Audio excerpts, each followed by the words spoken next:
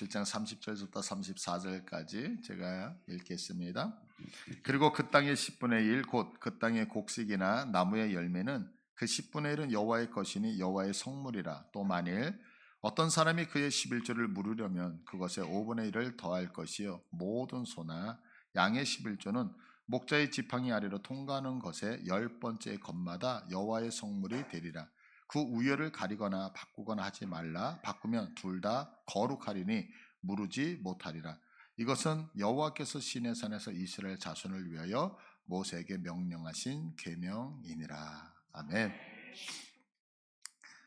예전에 이제 제가 신대원을 졸업을 할 때 이제 졸업할 때 논문을 하나 썼었어요. 근데 그 논문 제목이 뭐였냐면 이제 11조에 관한 거였습니다.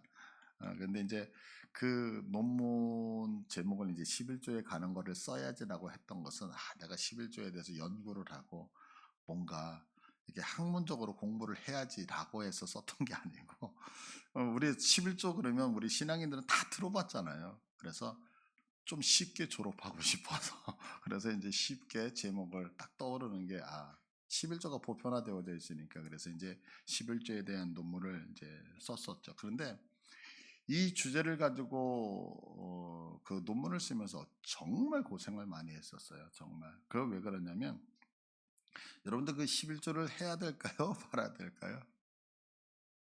해야 된다고 대답하시죠. 뭐 저도 그렇게 배웠고 그렇게 알고 있었고. 그런데 시중에 나와 있는 책을 보면요. 11조에 관련된 책을 보면 좀 적게는 한 10권 중에 8권, 또 많게는 한 9권 정도는 11조를 안 해도 된다. 이렇게 기록이 되어져 있어요. 그러니까 교회에서 목사님들이 목회적으로 설교를 하실 때는 해야 된다 이러지만 학자들, 이제 보통 학자들이 연구를 하잖아요. 그 연구하는 책들을 보면 11조를 안 해야 된다라고 하는 쪽이 훨씬 더 강하거든요. 그러다 보니까 11조를 해야 된다라고 하는 자료가 없는 거예요. 그러니까 이제 논문이라고 하는 것은 제 생각을 쓰는 게 아니라 거기에 각 줄을 다 달게 돼 있잖아요. 그러니까 이제 책을 못 찾는 거죠. 근데 이게 한국뿐만이 아니라 외국도 그래요. 그래서 외국의 서적에도 11조를 해야 되느냐 말할 때 안 해야 된다는 쪽에 학자들은 훨씬 더 많거든요. 그래서 이제 우리 교회도 아마 여러분들이 그러실지 않을까. 이제 신앙생활을 하시면서 11조 해야 됩니까? 말아야 됩니까? 그러면 이제 믿음이 있고 신앙이 좋으신 분은 목사님 건 당연한 거 아닙니까? 그걸 뭐 설교 시간에 합니까? 할 정도로 해야 됩니다라고 말씀을 하시는 반면에 믿음이 이제 없는 분들은 그 11조 왜 해? 우리가 다른 헌금도 많이 하지만 이제 이런 이야기를 할 수 있을 것 같아요. 그래서 오늘 본문을 보시면 이제 11조라고 하는 단어가 나오잖아요. 그래서 오늘은 이 본문을 연구하기보다는 이 11조라고 하는 주제를 가지고서 성경 전체에서 우리가 11조를 어떻게 정립해야 될 것인지를 한번 말씀을 나누면서 생각을 해보려고 합니다. 이제 성경을 읽을 때 우리가 성경을 이해하거나 할 때에 반드시 이제 성경에는 분기점이 있어요. 분기점. 이 얘기는 뭐냐면 우리가 이제 성경을 보면은 예수님을 분기점으로 해서 예수님이 오시기 전에 성경을 그게 뭐 딱 그렇지는 않지만 구약 성경 이렇게 얘기하잖아요. 그리고 예수님이 오신 이후에 기록되는 성경은 신약 성경 이렇게 얘기한다. 그러니까 성경은 예수님이라고 하는 그 메시아로 오셨던 예수님을 기점으로 해서 예수님이 오시기 이전과 오시기 이후로 성경이 딱 갈라져요. 그런데 구약 성경도 동일해요. 구약 성경은 예수님이 오시지 않잖아요. 근데 구약 성경을 읽을 때 그 분기점이 있어요. 그럼 어떤 분기점이 있냐면 율법이에요. 율법. 그럼 구약 성경은 율법을 받기 이전과 율법을 받은 이후가 성경이 딱 갈라지거든요. 그러니까 이런 관점에서 성경을 볼 수 있는 거죠. 자, 그러면 율법을 받기 전과 율법을 받은 후의 차이점이 뭐냐라고 했을 때 이런 거예요. 우리가 이제 아스팔트를 요즘 이제 뭐 여름에 공사할 때 새로운 아스팔트를 이렇게 깔잖아요. 그럼 이제 검은색 아스팔트 쫙 깔 때에 내가 이제 자회전을 하려고 하는 거예요. 그러면 중앙선이 그려져 있나요? 없나요? 없죠. 그러니까 뭐 유턴을 해도 내가 불법 유턴을 했네 이런 마음의 가책이나 이런 게 전혀 없잖아요. 그리고 뭐 좌회전을 해도 쉽게 해요. 근데 그 다음날 그 아스팔트 위에 노란색으로 실선의 중앙선이 딱 그려졌다고 생각해 보세요. 그러면 어제 내가 분명히 유턴을 했던 자리인데도 그 실선이 딱 그려지고 나면 유턴을 할 때 편한 게 아니라 내가 불법 유턴했네? 내가 불법 좌회전했네? 이런 어떤 마음의 꺼리낌이 분명히 생기죠. 그럼 왜 그럴까요? 그건 딱 한 가지 때문에 그래요. 중앙선이 생겼느냐 안 생겼느냐. 그러니까 중앙선이 생기지 않았을 때는 그냥 아무 부담이 없지만 중앙선이라는 게 생겼을 때는 내가 똑같은 자리에서 유턴을 하던 좌회전을 하던 마음에 꺼리낌을 느끼는 것처럼 성경도 그렇다는 거예요. 율법이 주어지기 전에는 어떤 행동을 했을 때 기준이 없어요. 그러니까 그냥 자유롭게 하실 수 있는 거예요. 그러나 율법이 딱 주어지고 나니까 율법 받기 바로 전에 했던 행동을 지금 동일하게 해도 이게 잘했네 잘못했네 딱 우리 속에 각인되어진다고요.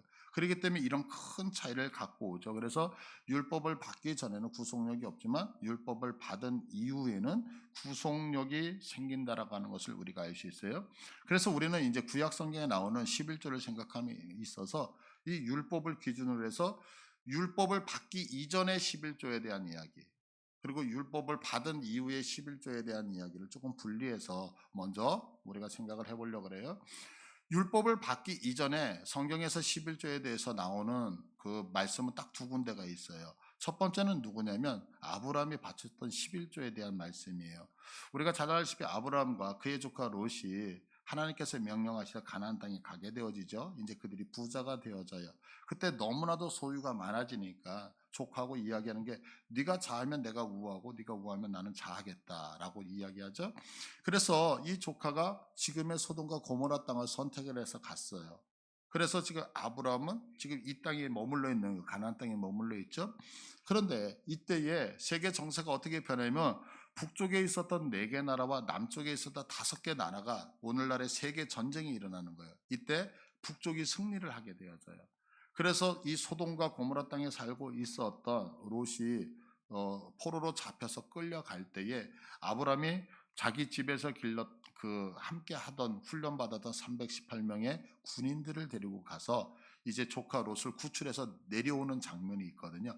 그런데 이때 내려올 때에 누구를 만나면 멜기세덱을 만나요. 이 멜기세덱을 만나면서 하는 말씀에 성경에서 최초의 11조라고 하는 단어가 나오는 거거든요. 창세기 14장 18절인데요.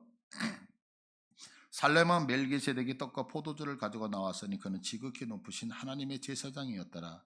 그가 아브라함에게 축복하이르되 천지의 주제시요 지극히 높으신 하나님이여 아브라함에게 복을 주옵소서. 너희 대적을 내 손에 붙이신 지극히 높으신 하나님을 찬송할지로다 하네. 아브라함이 그 얻은 것에서 10분의 1을 누구에게 주었더라? 멜기세덱에게 주었더라 라고 얘기해요. 자, 그래서 여기서 성경에 처음으로 11조에 대한 이야기를 나오는 거예요.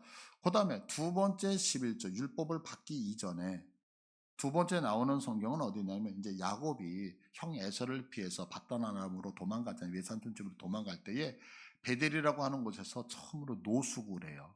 노숙의 근원은 야곱이에요. 근데 이제 노숙을 할 때에 뭐 하늘에 이렇게 사다리가 하나 있고 천사가 오르락 내리는 꿈을 꾸면서 그 다음날 일어나서 하나님 앞에 약속을 한다고요. 그 약속이 창세기 28장 20절인데 야곱이 서원하여 이르되 하나님이 나와 함께 계셔서 내가 가는 이 길에서 나를 지키시고 먹을 떡과 입을 옷을 주시어 내가 평안히 아버지 집으로 돌아가게 하시오면 여호와께서 나의 하나님이 되실 것이요 내가 기둥으로 세운 이 돌이 하나님의 집이 될 것이요 하나님께서 내게 주신 모든 것에서 10분의 1을 내가 반드시 하나님께 드리겠습니다. 이게 두 번째 11조가 나오는 장면인 거예요. 그런데 지금 아브라함이 드렸던 이 말씀, 그 다음에 야곱이 드렸던 이 11조의 특징을 보면, 자, 아브라함이 전쟁에서 승리를 했죠. 그래서 11조를 드릴 때 그 승리케 하셨던 은혜에 대하여서 스스로 멜기세덱 내게 11조 내라고 얘기했나요? 그렇지 않고 스스로 자원하여 그 은혜에 감격하여 11조를 드렸다는 거예요. 또한 야곱이 11조의 드린 특징을 보면 하나님, 내가 만약에 지금 외삼촌 집으로 가서 객지로 떠났는데 객지에 갔다가 무사히 이곳으로 돌아온다면 이 얘기거든요. 그럼 이게 뭐예요? 하나님이 내게 은혜를 베풀어 주신다면 그래서 그 은혜에 대하여 내가 자원하여 하나님 앞에 드리겠습니다. 지금 이 말을 하고 있는 거죠. 그러니까 우리가 여기서 정리하면 율법을 받기 이전 두 개의 지금 11조를 받는데 이 11조의 특징이 뭐냐면 자원하여 누가 시켜서가 아니라 자원해서, 그리고 은혜에 대한 반응으로 하나님 앞에 드렸다라고 하는 것을 우리가 알 수가 있어요. 자, 그러면 이제 시내산에서 율법을 받잖아요. 그러면 율법 받은 다음에 11조는 어떻게 드리느냐? 그게 오늘 본문이었어요. 그래서 27장 30절 오늘 본문에 보면, 그리고 그 땅의 10분의 1, 곧 그 땅의 곡식이나 나무의 열매는 그 10분의 1은 누구의 것이다? 여호와의 것이다. 그래서 땅의 10분의 1, 그래서 땅에서 나는 10개 중에 하나는 다 누구 거다? 하나님의 것이다 라고 하는 게 첫 번째. 두 번째, 32절을 보시면, 모든 소나 양의 11조는 목자의 지팡이 아래로 통과하는 것의 10번째 것마다 여호와의 성물이 되리라. 그래서 이제 양들이나 이런 게 있으면 이제 지팡이를 이렇게 세워놓고 한 마리, 두 마리 통과해요. 그래서 10번째가 되면 그건 누구의 것이다? 하나님의 것이다. 그래서 여기서 성물이라고 하는 것은 거룩하게 구별했다 이런 얘기예요. 그러니까 10번째마다 구분해서 하나님 앞에 드렸다는 거예요. 자, 그러면 여기서 보시면 지금 11조, 오늘 본문에서 두 가지가 있는데, 땅과 지금 이 동물들에 대한 11조를 드리는데, 이것의 특징이 뭐냐면, 왜 드려요? 그것이 모든 것들의 대표성을 나타나기 때문에 그렇다는 거죠. 대표성을 나타내기. 그러니까 구약 성경에서 아까 율법을 기준으로 해서 율법 전에 두 가지의 지금 본문이 나오는데, 그리고 율법 이후에 지금 본문이 나오는데, 이것을 합쳐서 11조를 드리는 특징은 뭐냐면 자원하는 마음으로 드린다는 거예요. 두 번째는 은혜에 대한 반응으로 드린다는 거예요. 그리고 모든 것을 대표하는 대표성이라고 하는 것이 어디에 포함되어져 있다? 11조 안에 포함되어져 있다라고 얘기를 하는 거예요. 자, 그러면 이렇게 하나님 앞에 이 11조를 드리게 되잖아요. 그러면 이 11조를 어디에다가 사용하느냐라고 했을 때, 민수기 18장 21절 보시면, 내가 이스라엘의 11조를 레위 자손에게 기업으로 다 주어서, 그래요. 11조를 누구에게 준다고요? 레위 자손들에게 주는 거예요. 그럼 왜 레위 자손들에게 줄까요? 지금 이스라엘 백성 가나안 땅에 들어왔어요. 그런데 12개 지파에게 다 그 가나안 땅을 나누어 주지만 레위 사람들에게 땅을 줄까요? 안 줄까요? 안 주죠. 그래서 각 지파에서 성을 줘서 48개 성읍에 흩어져 살게 돼 있잖아요. 그러니까 이들이 부족한 거예요. 농사, 땅이 없으니까. 그러니까 지금 백성들이 11조를 드리면 다 그 11조를 누구에게 준다? 레위 사람들에게 줘서 레위 사람들이 그것을 먹고 뭐 하게 하냐면 주어서 그들이 하는 일, 곧 회막에서 하는 일을 감나니. 그러니까 이들은 무엇만 하는 거예요? 우리 식으로 하면 오늘날 예배당에서 일할 수 있도록 백성들이 먹을 것을 공급한다라고 성경은 말씀하고 있는 거죠. 근데 문제가 생겼어요. 이스라엘 백성들이 열심히 11조를 드려서 그 11조를 레위 사람들이 받아서, 그래서 생활에 걱정이 없이 하나님 앞에 직무를 감당했었어야 되는데, 이스라엘 백성들이 포로로 끌려갔다가 바벨론에서 돌아올 때에 어떤 문제가 생기냐면, 그들이 11조를 드린다 안 드린다? 안 드리게 되었다고요. 그래서 어떤 문제가 생겼느냐면, 느헤미야서 13장 10절을 보시면, 자, 다 같이 읽을게. 시작. 내가 또 알아본즉 레위 사람들이 받을 몫을 주지 아니하였으므로 그 직무를 행하는 레위 사람들과 노래하는 자들이 각각 자기 밭으로 도망하였기로. 뭐라 그래요? 지금 백성들이 레위 사람들에게 11조를 줘서 그들이 먹고 살면서 하나님의 일을 하게 해야 되는데 그러지 못했어요. 그러니까 어떤 현상이 생겨요? 레위 사람들이 먹고 살아야 돼서 우리 식으로 하면 일하러 갔단 말이에요. 자, 그러면 우리가 이렇게 생각하죠. 그게 무슨 큰 문제가 있습니까? 라고 생각을 해요. 그런데 큰 문제가 있어요. 왜냐하면, 그러면 이들 레위 사람들이 맡았던 직무가 뭐냐라고 하는 거예요. 자, 보세요. 민수기 18장 3절. 레위인은 내 직무와 장막의 모든 직무를 지키려니와 성소의 기구와 제단에 가까이 하지 못하리니 두렵건대 그들과 너희가 죽을까 하느라. 그러니까 레위인은 직무가 뭐냐? 장막의 모든 직무예요. 그러면 장막의 모든 직무는 다른 지파가 이거를 대신할 수 있다 없다? 없다. 자, 4절을 봐보세요. 레위는 너와 합동하여 장막의 모든 일과 회막의 직무를 다 할 것이요 다른 사람은 너에게 가까이 하지 못할 것이니라. 그러니까 교회 일, 오늘날 이야기라면 이 교회 일은 누구만 한다? 레위 사람만 하게 구별되어져 있어요. 자, 계속해서 5절을 보세요. 이와 같이 너희는 성소의 직무와 제단의 직무를 다라. 그럼 성소의 직무, 제단의 직무 그러면 지금 이거 우리 이미 그 앞에서 제사 드리는 것들 다 배웠잖아요. 그러면 제단의 직무 그러면 우리식으로 얘기하면 번제단에서 제물 드려서 하나님 앞에 용서 구하는 것. 이건 제사장이 하는 거예요. 그러나 그 제사장들을 도와서 모든 것들을 하는 것을 누가 하고 있다? 레위인들이 하는 거예요. 그런데 보세요. 그리하면 그 레위인들이 그렇게 해서 예배를 드릴 수 있도록 모든 것을 도와준다면 여호와의 진노가 다시는 이스라엘 자손에게 미치지 아니하리라. 아멘. 그러면 이거 보세요. 레위인들이 직무를 다해서 예배당에서 예배를 드릴 수 있도록 모든 환경과 조건을 만들어줘서 백성들이 하나님 앞에 제대로 예배를 드리게 하면은 무엇이 임하지 않는다고요?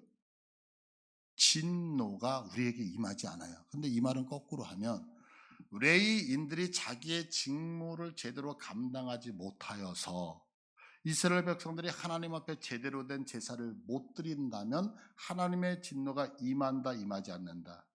임한다. 그러니까 오늘식으로 얘기하면 우리들이 하나님 앞에 예배를 제대로 드리면 하나님의 은혜와 복이, 다시 얘기해서 진노가 임하지 않지만 예배가 무너져 버리면 하나님의 진노가 우리에게 임한다, 임하지 않는다? 임한다. 그런데 어떻게 됐어요? 아까 백성들이 포로에서 귀환해서 11조 제대로 냈어요, 안 냈어요? 안 냈어요. 안 내서 예배가 제대로 기능하지 못하니까 진노가 임할까요? 임하지 않을까요? 임하죠. 이것을 누가 알았냐면 느헤미야가 알았던 거예요. 그래서 느헤미야 13장 11절에 보시면 내가 모든 민장들을 꾸짖어 이르기를, 여기서 꾸짖다는 얘기는 싸우다는 얘기예요. 그러니까 느헤미야가 이 사실을 알아요. 그래서 그 레위인들을 고용해서 쓰고 있는 정치 지도자들과 크게 싸웠다는, 다퉜다는 거예요. 그래서 어떻게 하냐면 하나님이 전이 어찌하여 버림받았느냐 하고 레위 사람들을 불러 모아 다시 어디에 세웠더라? 제자리에 직무를 온전하게 감당할 수 있도록 해 주었더라. 왜 그랬을까요? 느헤미야가 레위 사람들만 사랑하기 때문에? 아니요. 아는 거예요. 무엇을 알았어요? 에스라와 느헤미야는 지금 바벨론 포로로 잡혀가 있으면서 우리나라가, 이스라엘은 이 나라가 왜 하나님 앞에 거룩한 백성인데도 불구하고 이 팔레스타인 땅에서 이 이라크라고 하는 땅까지 이렇게 쫓겨와서 살까를 고민했던 사람들이거든요. 그래서 이들이 에스라와 느헤미야가 본국에 들어가서 하나님의 말씀대로 살아야 된다. 너희는 하나님의 정체성을 갖고 살아야 된다라고 그들을 가르쳤던 성경 본문이 역대기거든요. 역대상하거든요. 그러니까 이들은 아는 거예요. 하나님의 백성이 왜 이렇게 어려움을 당하고 고통을 당하느냐? 그것은 우리들의 예배가 온전하게 하나님 앞에 상달되지 않았기 때문에. 그래서 어떻게 해요? 싸워서 예배의 회복을 놓고서 지금 몸부림쳤다라고 하는 것이 이 본문인 거예요. 그러니까 우리가 지금 이 본문을 통해서 깨달을 수 있는 것은, 그리고 우리가 한 가지 오해에서 벗어나야 되는 것은 뭐냐면, 저 이런 얘기 들어봤거든요. 우리 기독교를 향해서 개독교라고 이야기하는, 비하를 하는 그런 분들이 있죠. 그런데 이분들이 하는 얘기가 뭐냐면 이런 얘기를 해요. 목사는 성도들이 내는 11조를 가지고 먹고 산다. 그래서 우리 성도들에게 뭐라고 하냐면 이런 얘기를 해요. 니네들 목사 좋은 일 시키지 말고 내지 마 라고 할 때 또 아멘 하는 분들이 있죠. 근데 지금 성경은 분명히 얘기하잖아요. 뭐라고 얘기를 해요? 그게 잘못됐다고. 성경은 이렇게 얘기하는 거예요. 백성들이 낸 것을 가지고 레위 사람들이 먹고 사는 것이 아니라 레위 사람들이 하나님 앞에 제대로 예배를 드릴 수 있도록 돕는 걸 통하여 백성들이 복되게 살더라. 믿으시면 아멘. 여러분들, 이거는 저를 위해서가 아니에요. 여기서 있는 목사가 여러분들이 내는 11조로 헌금으로 사례비를 받는 건 분명한 사실이에요. 그러나 중요한 것은 뭐냐면 여러분들이 여기서 있는 목사를 먹여 살린다가 아니라 제가 여기서 여러분이 내고 있는 헌금을 가지고 사례비를 받고 그것을 가지고 산다라고 하는 것이 중요한 게 아니라 제가 여기서 그것을 왜 하느냐. 하나님 앞에 여러분에게 제대로 된 말씀을 증거하여 여러분이 인생에서 복되게 살게 하시려고. 믿으십니까? 그래서 누군가가 얘기를 하면 이건 바꾸셔야 되는 거예요. 그렇지 아니하면 마치 오늘 성경처럼 내가 레인을 먹여 살리잖아. 아니요. 성경은 그렇게 얘기하는 게 아니라 레이인들을 통하여 우리가 복을 받고 있더라. 믿으십니까? 분명히 성경에 있어 레인과 오늘날 목사는 분명히 직분이 다를 수도 있을 것 같아요. 그러나 분명한 것은 여기서 있는 목사를 통하여서 여러분이 하나님의 말씀을 받으신다면 목사가 하나님 앞에 바로 설 수 있도록 여러분들이 저를 돕는 것, 이것이 믿음인 것을 고백하시기를 축복을 합니다. 자, 그럼 이제 레인들은 백성들이 낸 이 11조를 받아서 그럼 레인들은 어떻게 하냐면 민수기 18장 26절 볼게요. 너는 레인에게 말하여 그에게 이르라 내가 이스라엘 자손에게 받아 너에게 기업으로 준 11조를 너희가 그들에게서 받을 때에 그 11조의 11조를 거제로 여호와께 드릴 것이라. 그러니까 지금 이스라엘 백성들은 어떻게 해요? 이스라엘 백성들이 레인들에게 드렸어요. 레인들은 그거 그냥 나만 써야 돼요? 다시 11조로 드려야 돼요? 11조로 드려야 된다는. 그래서 계속해서 28절 한번 볼게요. 너희는 이스라엘 자손에게서 받은 모든 것의 11조 중에서 여호와께 거제로 드리고 여호와께 드린 그 거제물은 누구에게 돌리라? 제사장 아론에게. 그러니까 레위인들이 봉사를 할 때에 보통 레위인들의 숫자가 한 번 봉사할 때 1만 2천 명 정도가 들어가거든요.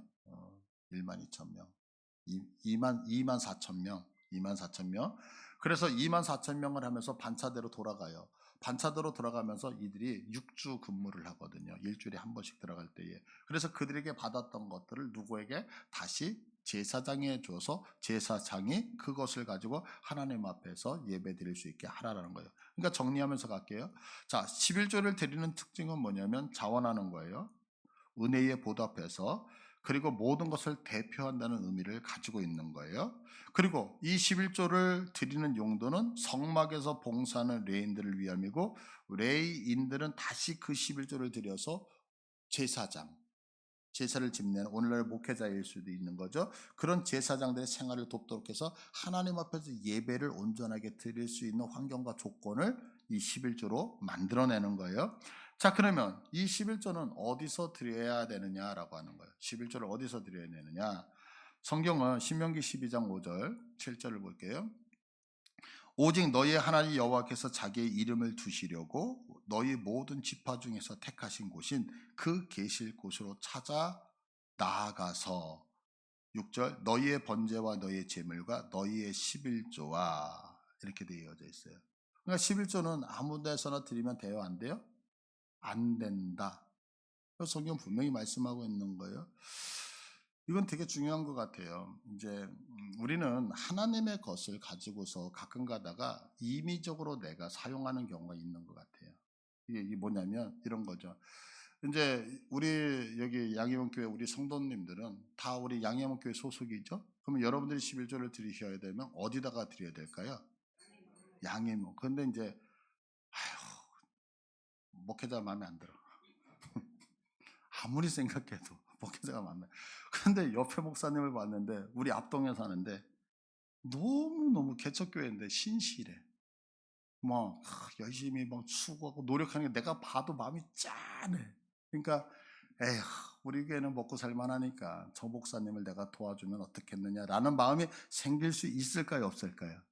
있죠. 그래서 그래 우리 양해문 교회는 뭐 그럭저럭 나 없어도 그래서 내가 이 정성 하나님이 뭐 양해문 교회만 있냐 옆에 교회도 있지 옆에 교회도 먹고 살아야 되니까 하나님의 놀라운 자비와 은총을 내 손을 통하여 베푸시는 거라서 옆에 교회에 낸다. 이거 맞는 걸까요? 틀린 걸까요? 틀리다라고 얘기를 하는 거예요. 틀리더라고. 그러니까 이 부분이 정확해야 되는 거예요. 여러분 우리가 이제 이런 부분이 정립이 안 되면 이제 큰 문제가 생기는데 뭐냐면 하나님은 어디나 계셔요. 맞죠? 그러나 하나님은 아무 데서나 만나 주시지는 않아요. 믿으십니까? 무슨 얘기냐면 보세요. 세상에 엄마들은 어느 집에나 다 있어요. 그러나 아무나 내 밥을 차려주지는 않는다고요. 믿으십니까? 제가 억지 부리는 건가요? 어느 교회나 목사님은 다 계셔요. 그러나 나를 위해서 기도해 주는 목사님은 없다고요. 어느 곳에서나 권사님이 있고 장로님이 계시고 집사님이 계시지만 나를 사랑해서 관심과 사랑을 보이는 분은 없다고요. 그러니까 우리들이 분명한 것은 뭐냐면 내가 양해문교회 등록을 했다. 우리 양해문교회 성도가 되어졌다라고 하는 것은 하나님은 어디서 만나요? 옆에 교회에서 만나요? 여기서 만나시는 거예요. 이거 분명히 여러분 믿음 고백하셨으면 좋겠어요. 그럼 그곳에서 그것을 가지고 무엇을 하느냐? 자, 성막에다가 드리는 성소에다 드리는 거예요. 그러면 신명기 12장 12절을 볼게요. 너희와 너희의 자녀와 노이와 함께 너희의 하나님 여호와 앞에서 즐거워할 것이요 내 성중에 있는 레위인과도 그리할지니. 뭐냐면 자, 우리가 이제 신약식으로 얘기하면 우리 교회 여러분이 11조를 내잖아요. 그럼 그 11조를 가지고 우리 교회에 있는 자녀들, 우리 교회에 있는 연약한 자들, 우리 교회에 있는 목회자들과 함께 그것을 가지고 나누어서 나에게 주신 그 풍족함을 함께 누려야 된다, 이렇게 얘기를 하는 거예요. 근데 그것이 늘 차고 넘치지 않거든요. 늘 부족하잖아요. 물질이라는 거. 그래서 성경은 이렇게 말씀하고 있어요. 신명기 26장 12절에 셋째 해 곧 11조를 드리는 해에, 이게 무슨 얘기냐면 3년에 한 번을 더 드려. 그러니까 사실은 성경적으로 얘기하면 10분의 1이 아니라 그 10분의 2점 몇 이렇게 따지는데 이것 때문에 따지는 거거든요. 그러니까 11조를 늘 드리다가 3년째가 되어지면 한 번을 더 드리는 거예요. 그러면 조금 여유가 있죠. 보너스로 나왔으니까. 그걸 가지고 뭐 한다? 지금 구제를 한다, 이런 것을 하는 거예요. 자, 그럼 백성들은 이렇게 11조만 드리느냐? 좀 억울하잖아요. 그죠? 맨날 교회 갔더니 뭐 헌금만 드리라고 그런다. 아니요. 성경은 그렇게 말씀 안 하셔요. 하나님이 무엇인가 우리에게 요구하시면 하나님이 우리에게도 은혜와 복을 주신다, 안 주신다? 주신다. 그렇죠. 그러면 11조를 요구하시면 우리들에게 하나님이 특권도 주실 거 아니에요. 그럼 어떤 특권을 주시냐면 신명기 26장 13절을 볼게요.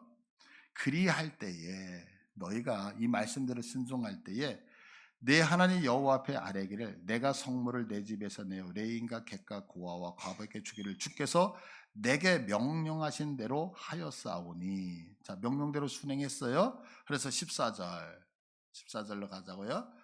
내가 애국하는 날에 이 성물을 먹지 않고 부정한 몸의 일을 떼어두지 않고 죽은 자를 위하여 일을 쓰지 않고 내 하나님 여호와의 말씀을 청종하여 주께서 내게 명령하신 대로 다 행하였사오니. 15절 원하건대 주의 거룩한 처소 하늘에서 보시고 주의 백성 이스라엘에게 무엇을 주시고 복을 주시고 우리 조상들에게 맹세하여 우리에게 주신 적과 꿀이 흐르는 땅에 복을 내리소서 할지니라. 무슨 특권이 있다고요? 이렇게 하나님 앞에 예물을 드리고 11조를 온전히 드린 자에게 주시는 특권이 뭐냐면 하늘을 향하여 하나님, 내가 명령대로 청종했습니다. 이제는 내게도 복을 주옵소서라고 기도할 수 있다 없다? 하나님 앞에 요구할 수 있는 특권을 주신다라고 얘기를 해요. 자, 그렇다면 이제 지금까지 이제 살펴본 내용이 오늘 신약을 살고 있는 우리들에게는 어떻게 적용이 되느냐는 거예요.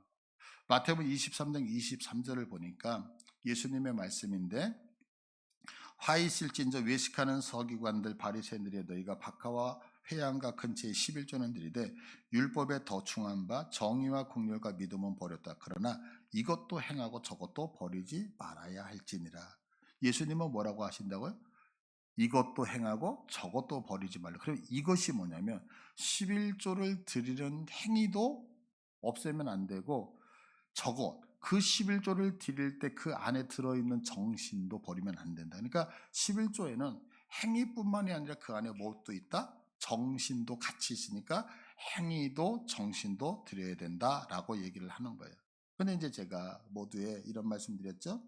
구약 성경을 볼 때 분기점이 있다라고 얘기를 했어요.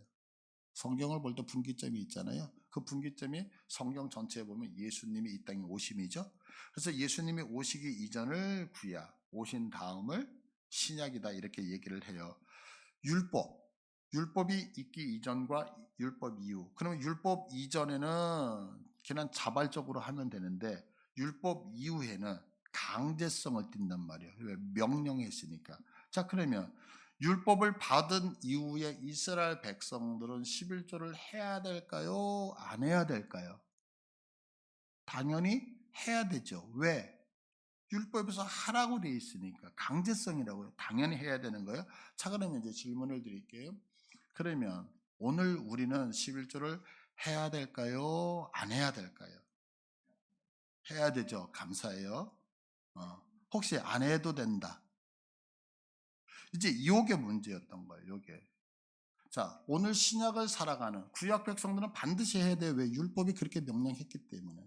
근데 이제 신약, 예수님이 오신 다음을 살아가는 우리들은 11조를 해야 됩니까? 말아야 됩니까? 라는 질문 앞에 시중에 나와 있는 모든 책들을 보면 10권 중에 8권 안 해도 된다. 이렇게 얘기를 해요. 안 해도 된다. 잘 들으셔야 돼요, 여기서. 그러면 왜 안 해도 됐냐라고 했을 때 두 가지를 얘기한다. 첫 번째, 우리는 이스라엘 백성이 아니니까. 자, 여기서 나는 이스라엘 유대인이다. 안 계시네요? 그러니까 유대인이 아니기 때문에 드릴 필요 없다. 두 번째는 뭐냐면 구약 시대의 명령이기 때문에 이러는 거예요. 그러면서 가지고 들어오는 성경이 근거 성경이 어디냐면 마태복음 5장 17절 18절이에요.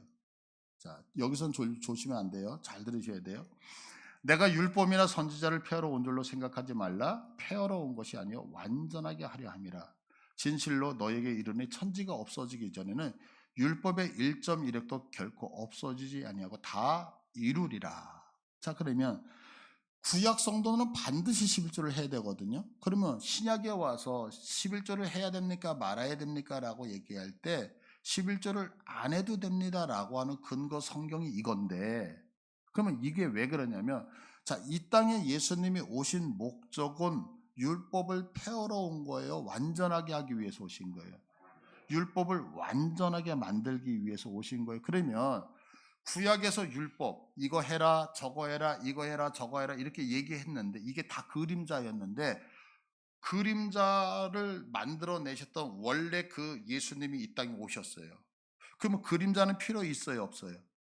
없죠. 왜? 원래 예수님의 그림자는 예수님 그분이 오셨으니까. 그래서 여기서 명령했던 모든 건 이제 완전해졌기 때문에 더 이상 할 필요가 없다 이렇게 주장을 하는 거예요. 이해되시겠어요? 자, 그런데 보세요. 아까 우리가 11조를 드렸던, 구약에서 11조를 드렸던 이유가 뭐냐면 이 땅에 있는 모든 것이 하나님으로부터 공급되어졌습니다 라고 하는 은혜에 대한 반응으로 드렸다고요. 맞죠?